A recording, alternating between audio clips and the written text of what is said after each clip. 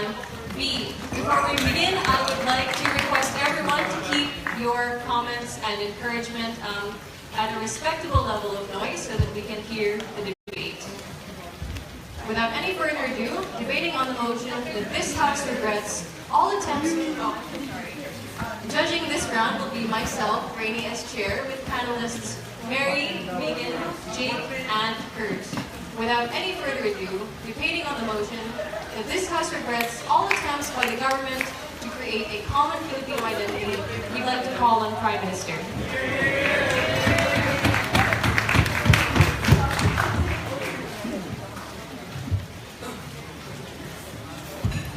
Hello.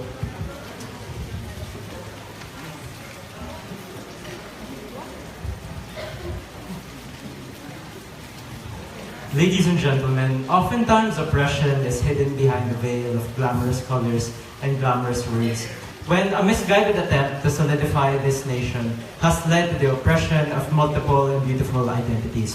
When we beg ourselves the question of what is a Filipino truly, opening government's answer is that the Filipino is characterized by multiplicity and diversity, which has been limited and stifled by a privileged few who had the fortune of being born near the Tagalog area or the fortune of being born near the capital.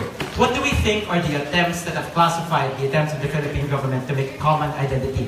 For example, it's the imposition of Tagalog as the national language and forcing it to be taught in all public schools in this country, regardless of whether they want to speak Tagalog. For example, if you look at the Philippine flag, all the 8 rays of the sun just represent the Tagalog provinces that led the fight against the Spanish, discounting any narrative from any other provinces, like the Gahoy Revolution or the Sultanate of Sulu, which never fell to the Spanish. Or for example, it's even things like the unitary government, which has centralized power within Imperial Manila and has centralized all political and social economic capital within a privileged few. What do we think this debate is about? We think this debate is about a critical evaluation of the past and current attempts of the Philippine government to create a singular Filipino identity. What is our burden? We think it's threefold. First, that the attempts have caused more harm than good in trying to solidify a common Filipino nation. Secondly, that we think that what we would rather prefer on our side are countries like South Africa where there are 11 official languages and the business and laws of these states are written in such, or even things like going to the extent of supporting a federalized Philippines, for example, in trying to create a more localized form of identities for people versus trying to impose a national identity that they or they may not consent to. What is the first argument I'd like to prove to you today?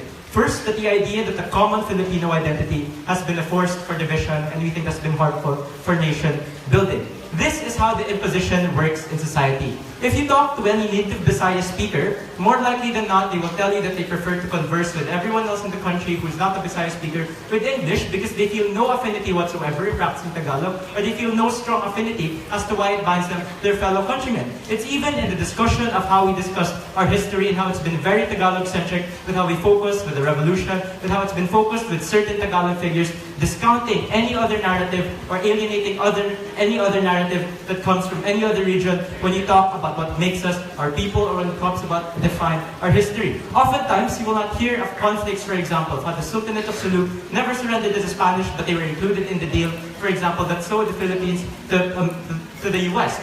These are things that cause a multiplicity to die out as certain privileged few construct the narrative by virtue that they were fortunate enough to be born Tagalog or that they were fortunate enough to be part of the unitary government. And we think opposition simply cannot argue that we're just arguing for more inclusion, that we're just arguing for more diversified history lesson. They have to accept the trade-off that if you want to achieve cohesion, that if you want to achieve a singular identity, you will need to eliminate certain niche causes or you need to eliminate certain diversified interests so that you can find more unity in more general or less specific instances or less specific identities.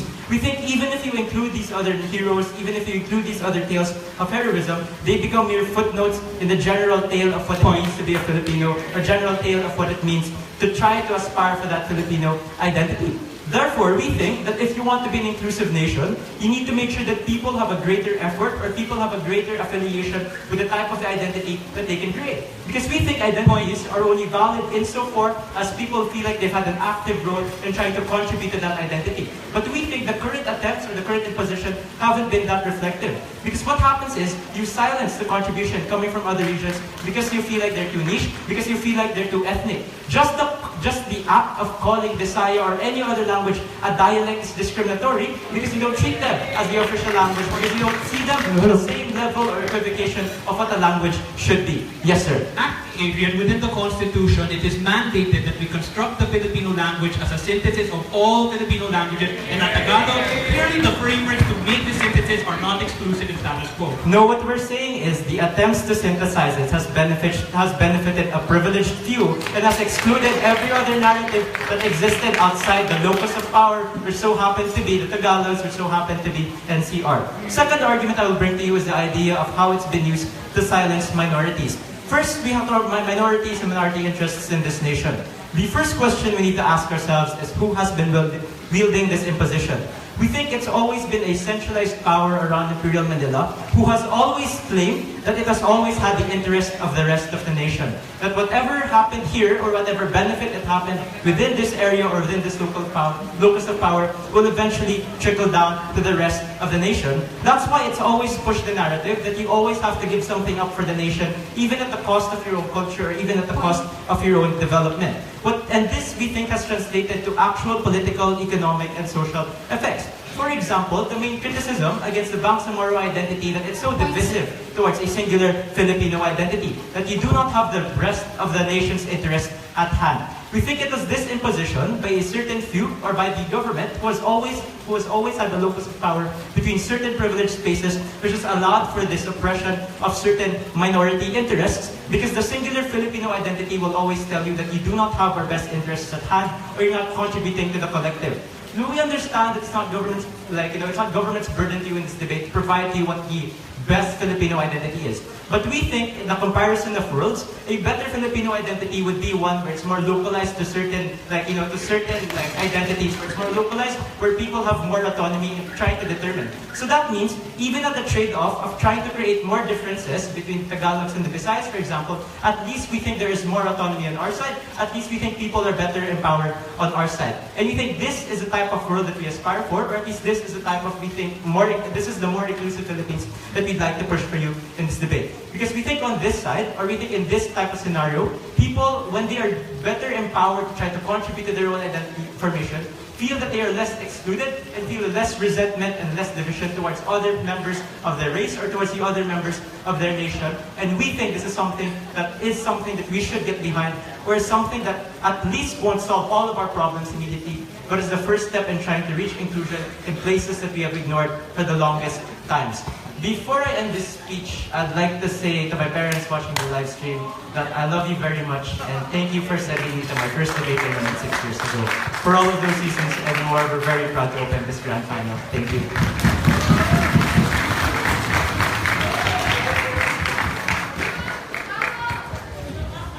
We thank the Prime Minister. We'd now like to call on the Leader of Opposition.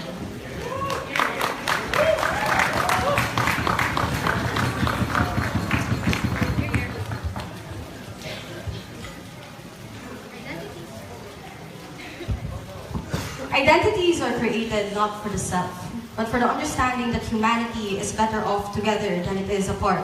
This is especially true when we look at the Filipino context, who are resilient even at the face of problems, who choose to debate even at the face of a storm. We're not like the rest of the world. We understand that. We're different because our country is still at the transition of having a long way to go. It isn't easy to have a common identity, but that shouldn't stop us from trying.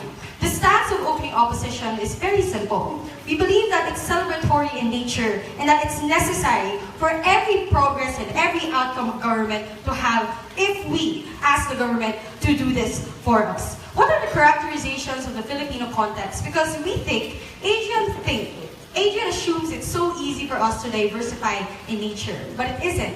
we have to understand the contextualization of what it is to be a Filipino in status quo. That we're heterogeneous in nature, like we have different cultures, we'll understand that we're divided. But more importantly, we're still currently at the transition. All cultures are not equal in nature, and we think that's why the government has to step in to ensure that we look at them equally in nature. We don't know what their alternative is in status quo, or what they want to do. If not the government, will individuals take it into their own hands, and what will that look like? We'll argue to you later why that's even more harmful, and all the supremacy that they fear are more likely to happen when it's not the government regulating the identities that we're supposed to have as of now. But a few things I want to rebut first that don't quite fit into my argumentation. The first would be the wrong matter that Adrian said, because he told you that the Filipinos are mandated by government to speak in Tagalog. That's not even true. We've already transitioned from that. We already made it more inclusive, and that's why we don't call it Tagalog, we call it Filipino, which is a mixture of different variations of what people speak in status quo. And we're willing to make that transition even further, because we recognize that we're still making attempts, so they can't justify that just because it's weak as of now, it's always going to be weak in the future. Second thing is that they support a federal system, but understand, a federal system can only work when you have a unified identity. Otherwise, there's no incentive for the federalized states to follow the main constitution, which, by the way, false fact, is still going to be something that everyone will uniformly have to follow anyway. So we don't think that point stands at the end of the day. And they told us, this is perhaps one of their strongest points, right? It's the fact that we'll have to eliminate certain identities or eliminate certain narratives in exchange for having a common one.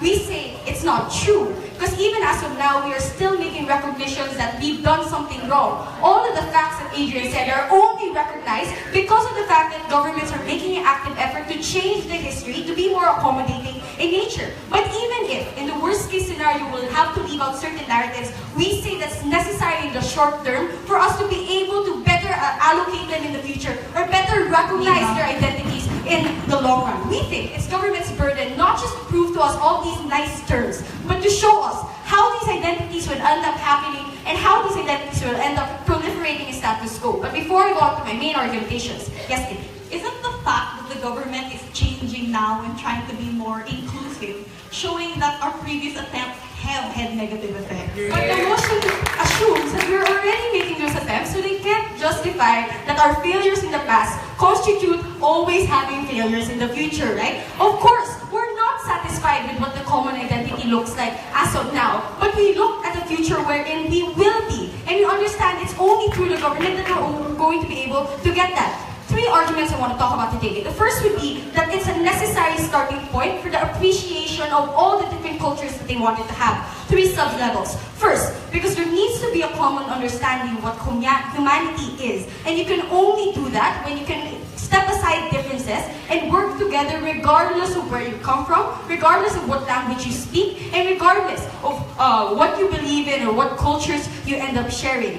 We think, secondly, that the reason why it's a common starting point is because the only way you can move forward is to understand where your histories lie. Regardless of what our differences are, we all have a common history of being colonized, being oppressed, being the underdogs in the international community. And these are values everyone can rally behind, because it leads us, therefore, to the common goals of being able to be stronger as a nation and being able to achieve everything we set up for ourselves economically, politically, and socially as well. We think you can't have that starting point if you let everyone just do their own thing and let everyone identify on their own, because we think that's more incentive for individuals to go their own ways and not collaborate to reach a common goal in the future. You just fracture the identities further, and we think it's going to be hard to recover from that point in time. The second thing I want to talk about, therefore, is why government? A burden that a government has still not proven is why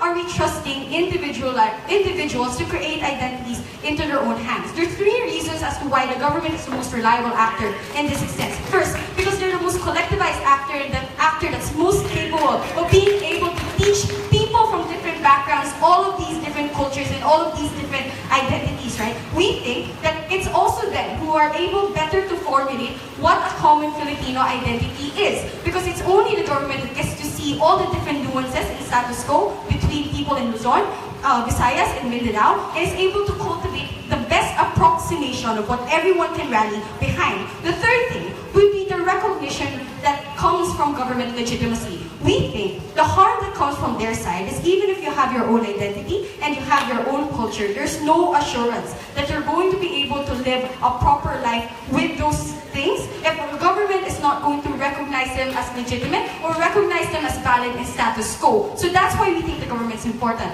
The last thing I want to talk about is why abandonment of all effort leads to more harm than good. 3 reasons once again. The first would be because there creates gaps in understanding. If there's no government regulating what a Filipino is in relation to people in Visayas, in relation to people in Mindanao, in relation to people in Luzon, we think it's more likely for people to be fractured in terms of views, fractured in terms of what the goals of the Philippines should be, whether they should focus economically, politically, or socially. We think it's through understanding different nuances, through a common identity, that we are going to be able to achieve these things. We think as well that everything they talked about in terms of supremacy only happens in their side because if you leave people to identify and create identities on their own, then chances are it's only the majority that's going to be listened to. The same way, we hate how Manila supremacy takes place, but we say Manila supremacy is more likely on their side when there's no government to ensure that people's voices from provinces are heard. We end this, right, by making sure that governments make an active effort to be more inclusive. And the only way we are inclusive is we recognize that the only way we can recognize different identities and different cultures is if we come from a common starting point. For all these reasons and more, I'm very, very proud to host. Thank you.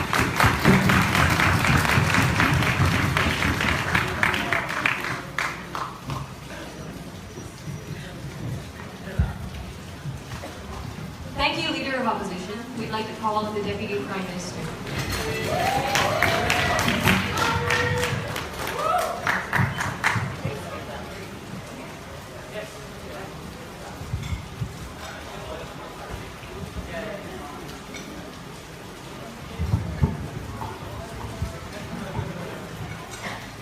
In my hometown, Ozamis City, we had a spate of mandatory 12-hour blackouts because of a lack of government subsidy for electricity in Mindanao, rerouted to building another skyway in Imperial Manila. And in the darkness of my grandmother's home, illuminated only by candlelight, I was exposed to the reality of inequality and oppression in my own country. What is the real face of a Filipino? Is it a short, brown-skinned man? Is it a Catholic in church? Is it a Muslim with her head covered in a hijab? Or is it even me, an ethnic Chinese who still believes in like red, white, and blue and whatever? We think that the face of the Filipino continuously changes, and that what we believe in continuously changes, and what we speak and how we speak continuously changes and differs across everybody. We think their attempts are misguided, that they think the only way to achieve a unified nation is by solidifying all of these into one common Filipino identity. We told you that there are multiple ways to be able to achieve identity, that we need to reimagine the way we view a nation, not just as one that imposes a single common identity on everybody, but one that celebrates the multiplicity that inheres in a Filipino condition. And that was something they were never able to grapple with coming from opening opposition. We begged the next speaker to try and respond. What did they tell us? They told us that we are better off together than not. We think that this happy Hallmark card greeting does not substitute for actual analysis, right? Because they can only argue for social cohesion if it has actually happened. We think that when you consider, for example, the intense resentment of Bisaya speakers being forced to speak Filipino and learn Filipino in the public education system, when it makes it even harder to learn these things in a language that is not their vernacular. We think that my cousins, for example, find it incredibly difficult to have to learn Tagalog epics and not be able to understand and access the literature of their own people.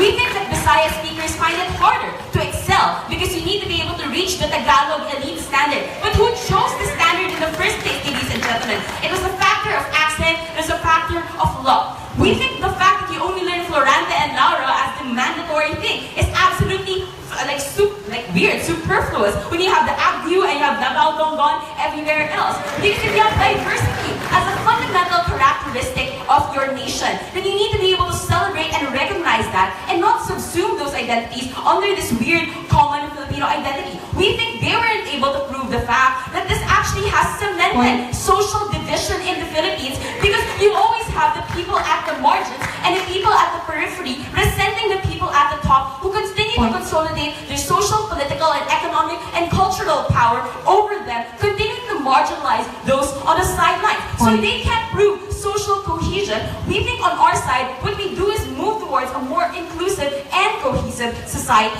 Secondly, they told us that, you know what, it's weak now, but it won't be weak in the future. Guys, this is so soft, right? Because this motion assumes regretting attempts. That means they already conceded the motion because they also regret the weak attempts of the Philippine state, right? The question they need to answer is how will this change? Because Adrian told you that the structures are already against people at the margins. It has always been in the hands of the Imperial Manila and Tagalog elite, right? They're the ones who write your textbooks. They're the ones who are the seat of government. Duterte, you know, he's from Mindanao, but every other president behind him has been from Luzon and the Tagalog regions, right? We think that the people they needed to be able to prove is the fact that these things will change in the future, when in reality, the control of the social narrative and the national narrative has always been in that of the elite. And if it has been in the hands of the elite, they need to prove that it will change downwards to the people, right? Secondly, they told us, you know what, no, it's about commonalities, it's about a common history of colonization.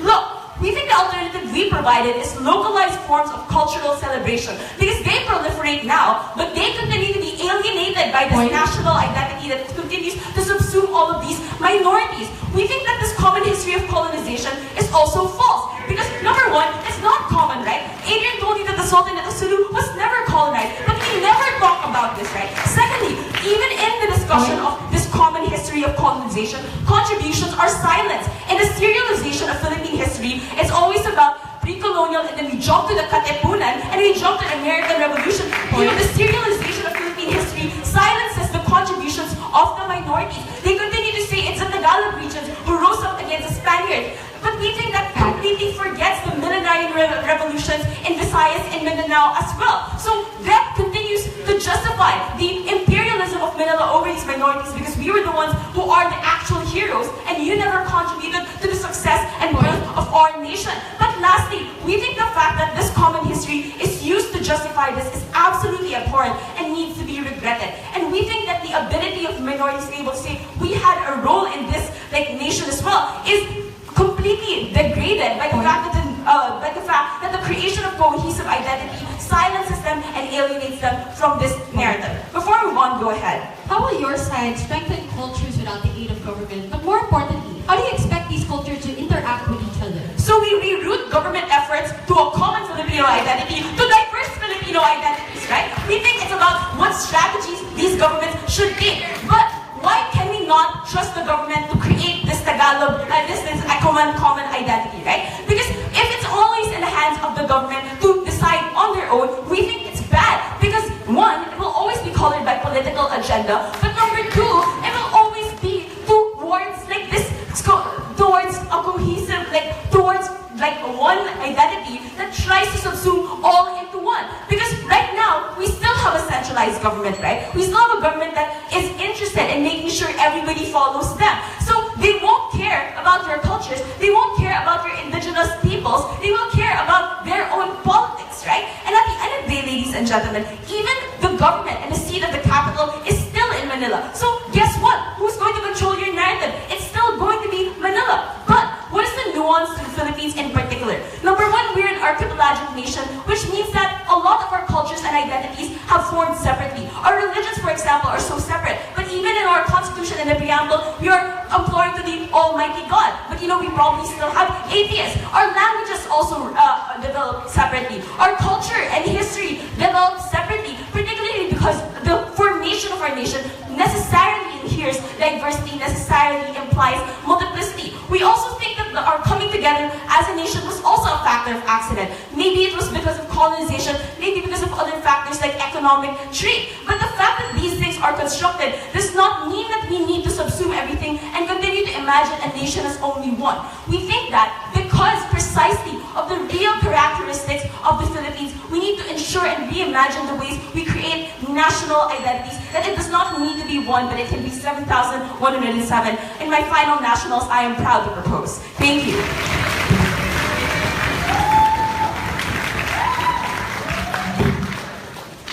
Thank you, Deputy Prime Minister. Would now like to call on the Deputy Leader of Opposition.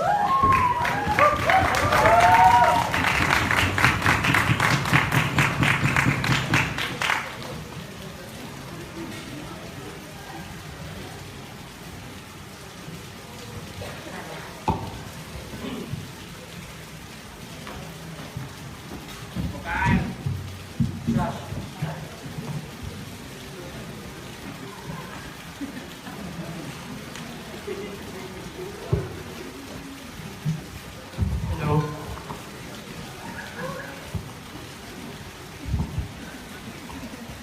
Ladies and gentlemen, the story of the Filipino people is one of fighting for liberation. Regardless of where you came from, we accept that there is a huge amount of diversity. We have different cultures, different nuances, different languages. Actually, there are different words for nation, for bayan, in every single region of the Philippines. But all of them have the same root word, kabahayan, which means home. It means that even though we're all different, ladies and gentlemen, even though most of us here come from Manila, even though there are many people from Visayas who are also amazing, from Mindanao, we all share in the same common fight for our home. And the fact that we've seen so many amazing people in this tournament from all regions have been a testament to that fact. I have three very important talking points. Rebuttals will be integrated so I can compare more obviously.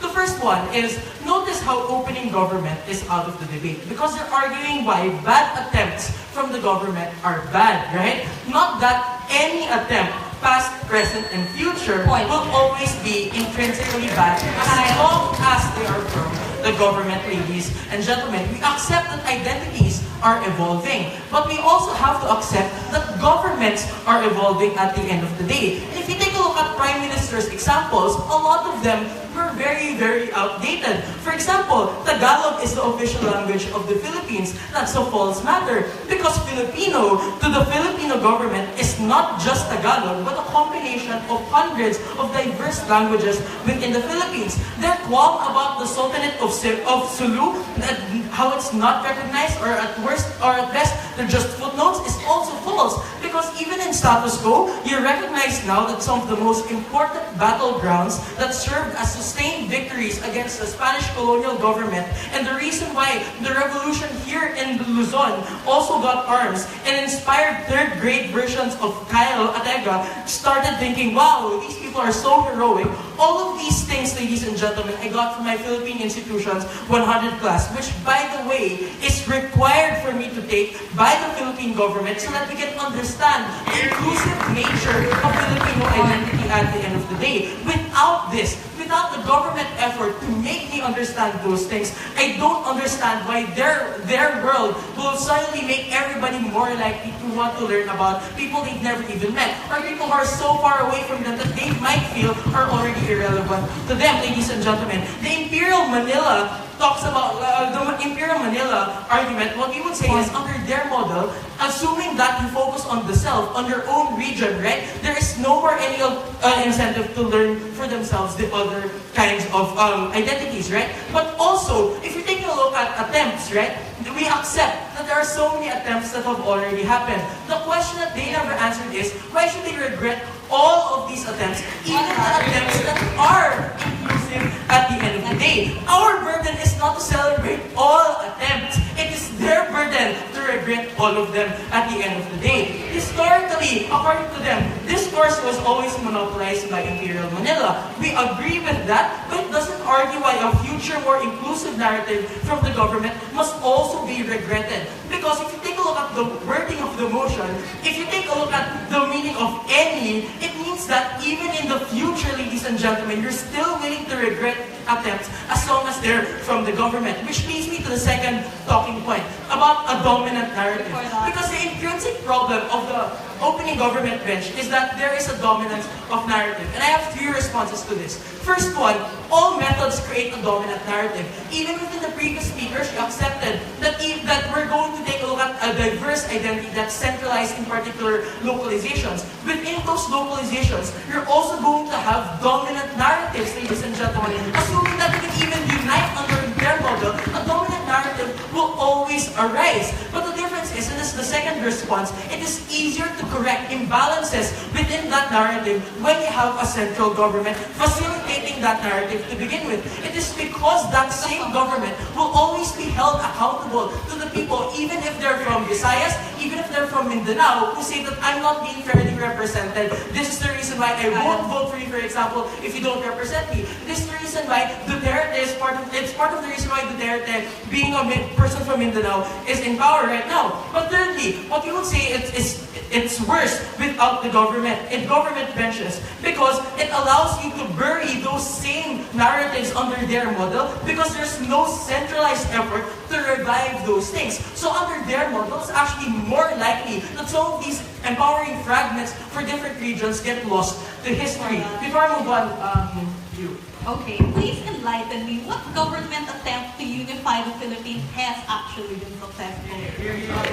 Obviously, different attempts come from many different places within the government. You can start from the media, you can start from the schools, but what we would say is there's so many of the, and also I already gave you a bunch of examples, but what we would say is more of those things are important, and it's important for us to not regret it in order to make sure that in the future you have more of these attempts as well. The third thing I want to take a look at is how interactions between different Filipino identities will suddenly change. Because we accept it's well and good to understand diverse identities, but the question that we pose come from opening opposition is how do you best get to that? The fact is, because we live in a country, right, and we're all part of the same country, it is important for us to understand that even though we might have different cultures, we're both the same Filipino. We're still brothers in arms, and brothers or sisters in arms. And what we would say is, and this is very clear coming from Nina, that they never responded to, that you need to start from a common identity, because it is only through that do you see patterns, ladies and gentlemen, in the fights that you see throughout history, throughout regions. And what we would say is, finding those patterns, finding those points of commonality, allow us to understand not only what is common, but also allow us to appreciate the differences between those identities, ladies and gentlemen. Otherwise, if you don't have a point of common understanding, you can't even have a point of understanding where you are not common, right? But secondly, we think, ladies and gentlemen, if you side with their model, it only means that you're going to not be able to aid others when your priority is the self. If you take a look at the concept of a nation, it should be something that is, diverse, but ultimately falling under the same nation, right? But what you would say is, if you're forcing everybody to focus on their own particular localization or their own particular locale, what you would say is it removes the incentive to talk about to help other parts of your country. But what they never answered is the feasibility question. Even Nina pointed out, they never argued why it is more likely that everyone will suddenly have equal empowerment in the eyes of the nation as a whole, especially when Imperial Manila will still exist under their model, ladies and gentlemen. So what we would say is, if the inequality in wealth is still a thing under their model, what we would say is the inequality in discourse, they also have to accept under their model. But it is only under our side did we prove that with the centralized government, it's easier to destroy that monopoly. We're very proud of it.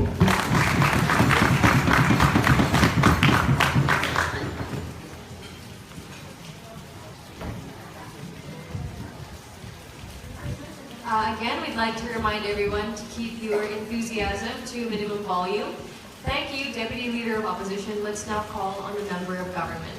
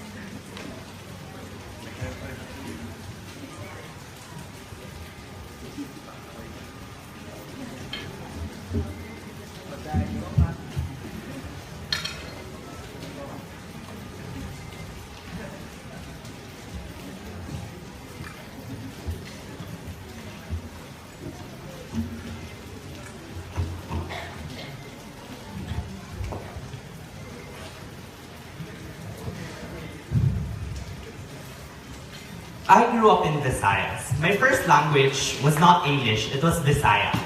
So, growing up and learning that through 10 years of basic education, elementary and high school, I had to learn Tagalog. And when I moved to Manila, my Tagalog and my Filipino still did not sound like everyone else. I was seen as lesser because I couldn't speak the national language and I was forced and told that I should have learned it in those 10 years.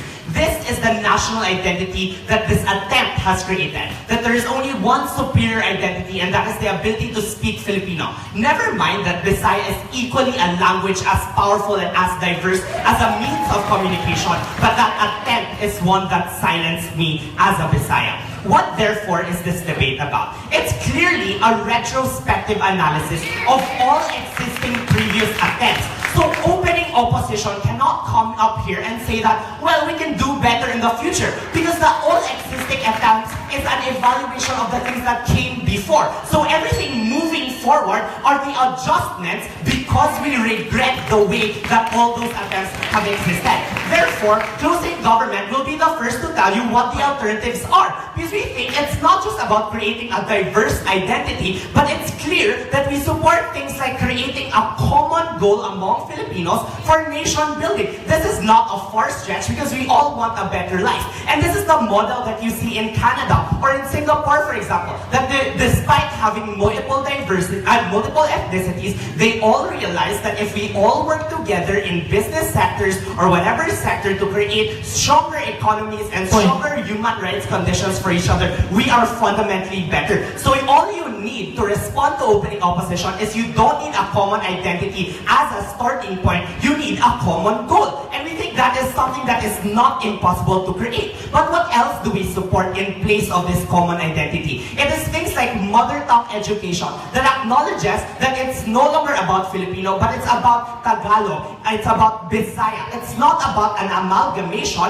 but it's about the specific nuances of these types of knowledge, of these types of languages. But second, note how we also support protectionist policies for indigenous cultures, like Wangod, and how we're trying to keep her alive. So these types of things clearly are a concession from the government at this point in time that the common Filipino identity has led to the death of the culture of Wangod, and it's time that we reparate people for these types of things. What therefore am I gonna argue as an extension? It's two levels. First is that any attempt and all attempt for the government to create a common Filipino identity and shove it down people's throats is unjust and abhorrent in principle. But second, when this has been an ineffective attempt such that it should be rejected altogether. Yes, opening. If you say that you want a common goal, don't you think that's also impository in nature? What's different from the Heartsmen?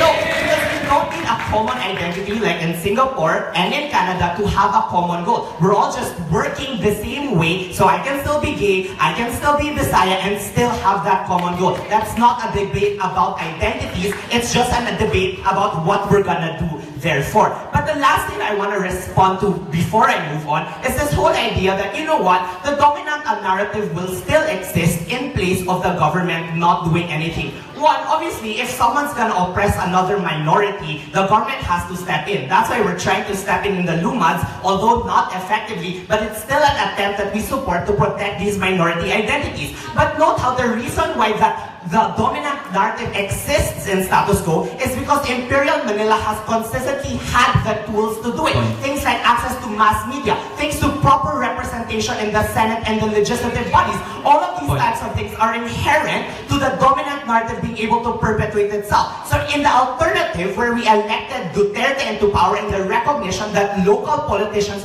are equally as credible, is the concession that all these diversified nationalities and identities are as important as to be represented in these areas. Why any attempt for the government to do this is unjust and abhorrent in principle. The worldview that we want you to take a look at is that individuals are granted the ability to create their own identities, and this is enshrined by Human Rights Declaration and what it means to be a human. Because every individual should have the ability to dictate that for themselves. What does the status quo of these attempts do? note how, no wait, before I go on, what does this mean? So note how this is a true principle, because the reason why we allow sexual identities and sexual exploration, or even religious identities and becoming a secular state, is the recognition that people should be able to come upon their identities by themselves or by other institutions that is not the government. So it should extend to cultural and ethnic identities. What does the attempt do? It does three things. One, it picks and chooses parts of individual cultures to create that common Filipino identity. So what does that mean? It ignores individual nuances of cultures. For example, the way that a Filipino should talk is different from the way a Bisaya talks or Ilonggo talks, where there's an intonation and variances. So these are the things that you're expected to erase, or these are the things that are ignored when we get words from these different languages to create that specific Filipino as an amalgamation. So the state arbitrarily selects and determines which is more palatable to everyone, and we think that is abhorrent, because identity isn't about palatability, it's about being comfortable in your own skin and in your own practices. Second, so after it abstracts different parts, it shoves it back down people's throats in that amalgamated version. And the Filipino identity means that people are left defenseless and unable to decide for themselves, because through constant education, it is just shoved down our throats. So lastly, even if it doesn't erase all of your identities, it makes other identities fundamentally more difficult to perpetuate, to grow, and to develop. How? Because clearly you spend 10 years of 8 hours a day in education that teaches you what identity you should adhere to, versus the community time you spend integrating with your community of Visayas and community of Ilonggos, for example. And at that point in time, it's only fundamentally less time compared to what you spend in the classroom, where it's formalized of the creation of that national identity. But even the monopoly of teleseries means it's fundamentally harmful. The conclusion, therefore, is that it is unjust and in principle a government overstep and overreach to do this type of policy. We should reject it. Last, why do you think it has been ineffective? We think that the active rejection now looks like the fact that we are having increased call-outs in protection of the Lumans, or the fact that there is tension between Visayas and Tagalogs. It shows that the unity that opposition promises in a better world does not exist, because we've even rejected Imperial Manila by voting Duterte and by voting a lot of local senators and whatnot. But in fact, we think that the attempt in status quo has led people to believe that Manila's problems are the problems of everyone, because our identities are hinged on Luzon and Manila, such that the solutions for Manila is the solution for the nation. We think it's time to reject that. I am proud to be Bisaya. We're proud to propose.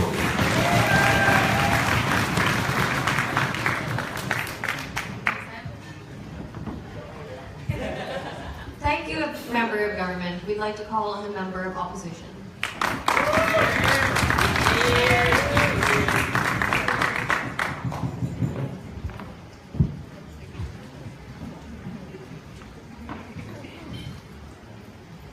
Before I start my speech, I'd just like to give a shout out to the people that watching the live stream.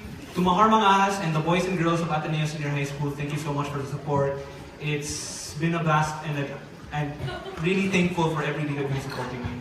I'll do you proud. The attempt to birth the Filipino did not start with government, nor will it end with them. Rather, it is government that has safeguarded and deposited all the attempts in history by the natives of this archipelago to define being Filipino. When the Spanish regime was in retreat, it was the Katipunan revolutionary government from Luzon, Visayas, and Panay Island that called all the ends of the nation to fight for the Philippines. When the Americans refused to grant us independence, it was government officials like Quezon and Osmeña who went abroad to all nations of the earth to declare that we are a sovereign people. And it is now, when Luzon, Visayas, and Mindanao continue to bicker and fight and go at each other's throats to define what Filipino is, it is government institutions that allow the representation of all our voices, hopes, and aspirations to fight for what is Filipino. So notice at the core of all that, no thank you, at the core of the entire House's cases, evaluate states' attempts and interference in themselves. We will talk about, in closing opposition, how government attempt has been able to safeguard the momentum of any and all past, future, and present attempts of Filipino people to create the Filipino identity. So I have one major case, and no thank you, on how the Filipino government has acted as a historical institution to protect the momentum of identity making. But a few responses. Firstly, on the model, or the preferred model coming from member of government to forge a common identity through things like mother tongue and institutions to protect indigenous people. Firstly, that seems to create a bit of tension with the more federalist and more self-deterministic model coming from opening government, you cannot simultaneously defend having maximum self-determination while still finding common goal. But secondly, these attempts already do exist. For example, mother tongue-based instruction is already offered by DepEd and their 24 languages from as far up north as Ilocos, Ilocano, all the way down to Japacano and Waray. Secondly, institutions like the National Commission Institute on Indigenous Peoples have already existed since the 1990s to be able to safeguard and advocate for people's rights. So clearly, if it is a question of past attempts have already created the institutional frameworks to be able to help these peoples. We do not think government side has given due credit to them. No, thank you. Secondly, the major case coming from member of government that it is an abhorrent principle because the model allows people to choose and select which languages and cultures to prioritize, and in principle, it will not work.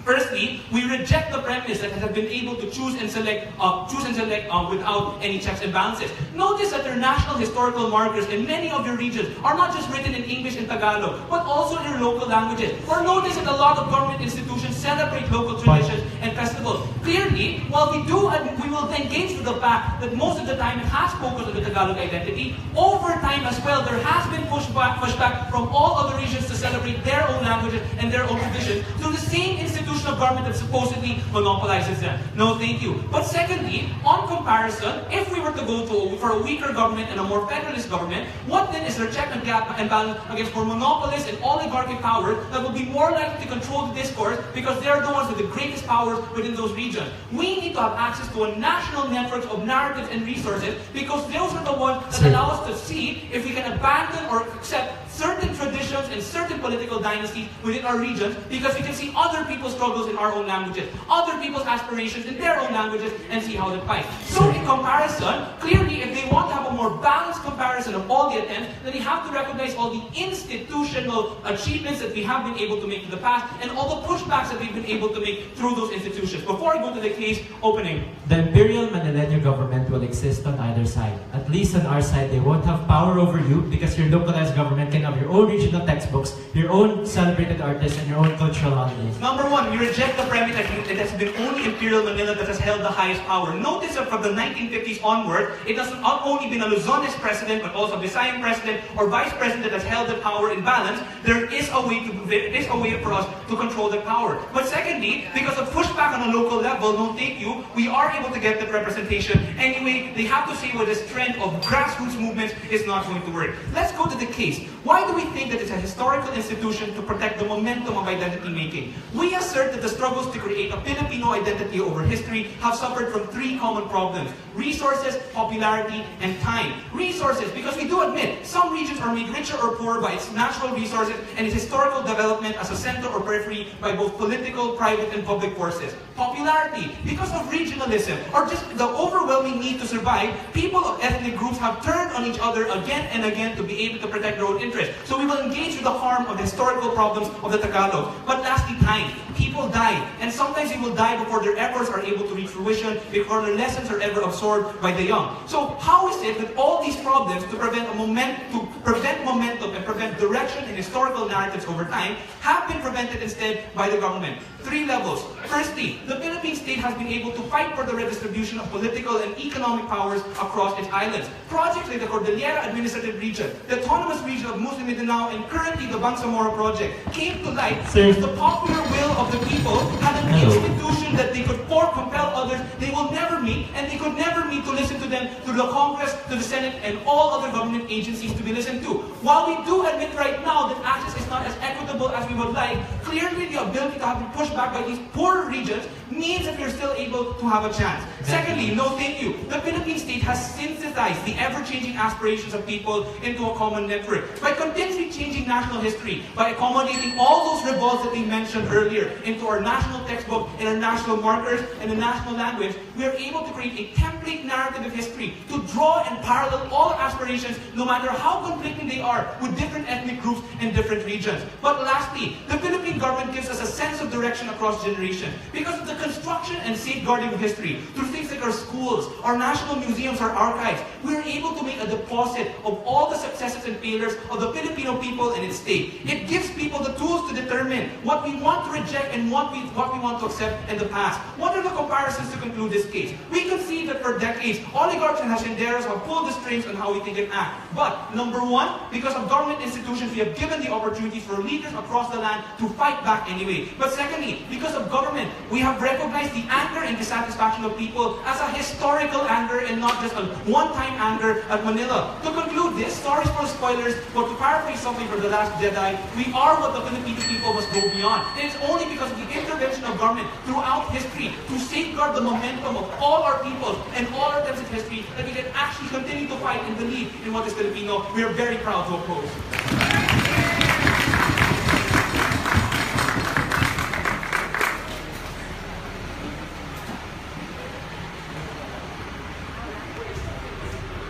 Thank you, Member of Opposition, Government Whip. Here, here.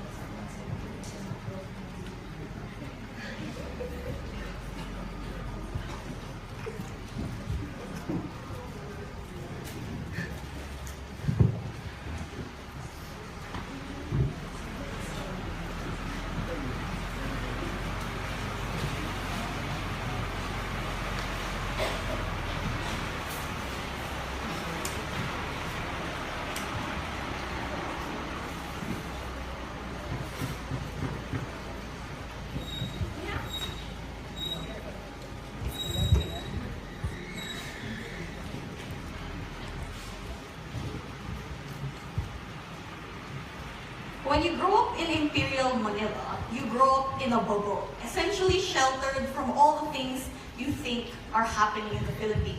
That you assume that we are a great developed nation, and a lot of the times you don't really notice the problems that tend to happen in the fringes of society, because all the problems that the government tell you happen in Manila, and all the solutions must therefore be in Manila. We have to be able to separate in this debate the attempts of the government to create a common Filipino identity and the attempts of the government to create a diverse Filipino identity, because we think that government opposition side is inherently confused in this debate. Why? Like coming from Benny, he celebrates the idea that we have mother tongue now as programs, that landmarks create multiple language.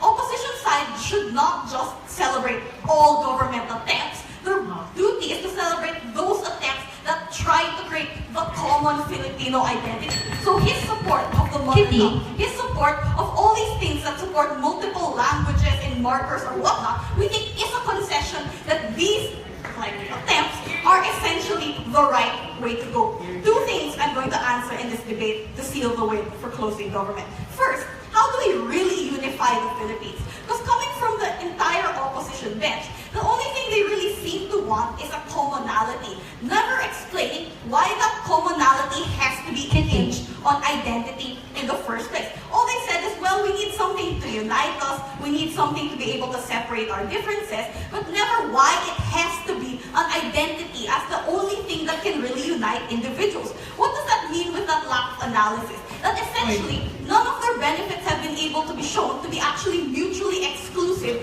towards being able to reach their goal. And that's why we think that Papa's extension was so important, because we showed you that it is possible to unite individuals without a common identity, but at the very least, a common goal. Look, the UN is together not because they said all Earthlings should think this way and act this way, but because we have the same intent to survive, to live, and to make a better world. We think that goal means that I don't care what country you came from, or I don't care what language you speak, because we all want to live, we're going to work together. And we think that unity, because we achieve it, and we achieve it better, essentially means we're better off than opposition. Sit down. Second thing, they tell us that without this identity, automatically going to get fractured views and gaps in understanding. But I don't think that having a different identity robs you of your ability to empathize with others and to make compromises with other individuals. Yes, I might identify differently from a lot of individuals in this room, but that doesn't mean that if we have a gap in understanding, I'm going to ignore you and impose my own view. That kind of thinking is what the government does, but not what our side does. We say that even in the difference of identity, you can still talk about it with each other, debate about it with each other, whatever you want. But the point is that unity is achievable through compromise. Even if that identity is different, they don't get that unity in the first place. What does that essentially mean for this debate? It means that all these attempts, while misguided, have also been ineffective in being able to establish any of these types of things, but more than that, are essentially value neutral since we're not really going to lead to unity. Yes. I don't know why you think identity is so one-sided. We aren't stopping or banning local governments from promoting regional textbooks or their own language. We're just making sure they don't forget everyone else in the process. You have no incentive to listen to other regions if you only focus on yourself. No, you have no incentive to listen to other regions if your goal is to create a common identity, because listening and integrating is in direct conflict with your ability to create commonalities, because that would mean you would have to integrate more individuals into your own thing. So that doesn't help your case. Second issue then, who should dictate the identity of the Filipino people then? Because again, coming from both benches, they say government is the ultimate check and balance, but they haven't proven how it could be, how it has been able to check and balance. All they say is, well, it could be, or that in the future we can probably make it a check and balance, but never why these attempts have been able to check and balance. But more than that, it's not true that the government is one who has checked and balanced, because essentially democracies are run by the majority. So it will always be inherently favor of the greater population in NCR, for example, or the greater population in Manila, meaning that it does not have the incentive to check and balance if those who run for it, those who vote for you to be in power, are centralized in one place in the first place. But more than that, let's engage then with closing opposition. When they tell us, well, oligarchs will take their place and oligarchs will suddenly impose their own identity on you. First, we don't think that's true. There's absolutely no incentive for any of these kinds of individuals to want to have a common Filipino identity with all these individuals, because they don't benefit. They benefit from like getting richer and you going to their malls. But more than that, even if it exists and it's the oligarchs who do that, we say that it's much preferable because it's harder for them to do than a government who can impose and mandate it upon their individuals, upon their education systems, and everything else. So even if they were the ones to exist, we think the harm is more mitigable, because at the end of the day, you, whether you're in Visayas or Mindanao, can still say no, but you cannot say no to your teacher who will fail you if you fail to learn any of these types of things. That's why we think it's far better on our side. Like comparatively, what did we say? We said that the requirement of selecting parts and shoving of that blanket identity upon these individuals is ultimately oppressive, because it means and it makes it structurally difficult for other individuals to be able to access that identity, to access all these benefits that you get from being able to subscribe to your identity in the first place. And the state's ability to arbitrarily assign what should be in the identity and what should not is precisely the reason why it's the state who should not dictate the identity of individuals. It's principally unjust when you say you are lesser because you're not able to have these skills and talents that I just so happen to naturally be born in the right place to access. But this oppression shouldn't happen and is illegitimate. And I think that's what essentially is so important in this debate, is that the standard for rejection here is on the idea that it's inconsistent with what the government believes is right, that like oppressing people is wrong, that individuals should have basic freedom. And because it's inconsistent, that we allow you to choose your own identity, whether it's sexuality, identity, and how you like all these other types of things, why then should it suddenly impose a national identity on you? We think for all these reasons, we're very proud to regret them.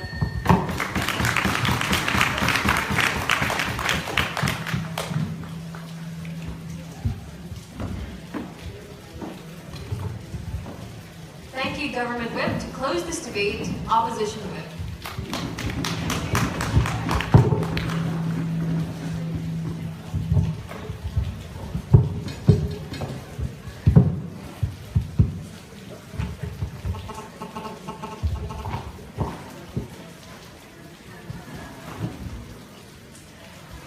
Filipino identity was boxed to a language, a shared space, or some metric of commonality. This has helped people through the toughest and lowest points in Philippine history. But sometimes we forget this. After decades in attempts of self-preservation, we forget these values and we forget what people before us necessarily stood for. CO fights for the continuity of experiences that helps us further build the Filipino identity, and that is precisely why we will take this debate. So, the main question that revolved in this debate is answering the question, what do we need to achieve a common national goal? Is inclusion contingent to a common identity? Coming from opening government, we get this idea that we have social division. That, you know what, we have marginalized people because position of powers are held by people in the Imperial Tagalog. The first thing that I have to say about this is the harm is not exclusive. Even in attempts to be diverse, inherent clashes will exist. Whether it's history, whether it's language. Because even in your side of the house, one language must still be forced to communities because that is how you will be able to communicate with individuals. You cannot say that you expect me to learn 1,000 different languages for me to be able to be diverse, to connect to every other individual. Even in terms of history, inherently, people will place greater hierarchy in what their role in history necessarily was. It means that even if you recognize history in Mindanao or Luzon and their role in defining the government or where the government or state should be held, inherent clashes will exist. This means that you cannot please all cultures. Likewise, you cannot claim all the benefits of diversity and of your proposal without recognizing the same processes that you will be utilizing to achieve those values. That exclusivity and that extent of middle analysis and is an important recognition to understand all their harms is not exclusive, even the harms that we got from closing opposition. No thank you after this part. This is important because recognizing that inclusion is not an absolute value means recognizing that given the inevitability of clashes of culture, how do we reconcile conflict, which is a greater way to assess and make sure that cultures can coexist. And after this part, we say that the prerequisite to this is understanding. Even in your Bangsamoro example, a long and really tiring one, we do not give up because what we recognize is a necessary compromise because they are still part of our common identity, even if we haven't met them, even if we've never been to Visayas or Mindanao. No, thank you. And comparatively, we say yes, this is precisely contingent to the attempts of forming a common identity. Because agreements, for example, with indigenous people made before, there is a greater chances of it being respected in years to come because you cannot expect the same level of affiliation for people you have never met or even historical lapses that you have can exist in your side if you are saying it is diverse. Because the natural instinct of individual is to self-preservate. Because your ability or your openness to other cultures weakens your belief in your own culture. That is why we must force this incentive to be present even if we don't think that was the case for closing government. This is why Ventura was particularly important after this part, promise. This is why Ventura was particularly important in this debate. The tangible extension of common identity only came out from closing opposition when it comes to economic inclusion, communication, or the idea of depositing to history, because you have to recognize that even if it only happened in Luzon, even if it only happened in Visayas, or even if it only happened in Mindanao, economic agenda of the Philippines or political changes in the government all and will affect you. This means that everything that you are defending must be cascading. In order for it to be cascading, there must be a tie back, and that common identity or common idea of what a Filipino stands for, what a Filipino experienced and got through must be recognized. But before I move on, open it. Sorry. Sir, the motion doesn't call that we should abolish depositories like the National Museum, but that we should stop referring to it as the National Museum, which is only accessible to Metro Manila residents and allows Manila to call itself the cultural That's capital. my problem with opening government. They seem to feel that your attempt to be diverse will automatically mean you will not face the same problems of prioritization, of hierarchy, of necessarily pleasing people who live in your local government. We say that the inherent aspect of you still focusing on where your people are or who you're necessarily representing when you're a congressman of that district or a senator of that specific area still means that you will still reach and experience the same harm that you were talking about. Next, when we got this personal example that came out from personal harm that came out from government side of example of being forced to learn Tagalog, of being forced to learn a certain way, and that affects her culture. But my question is, did that stop one's path to learning more about your hometown?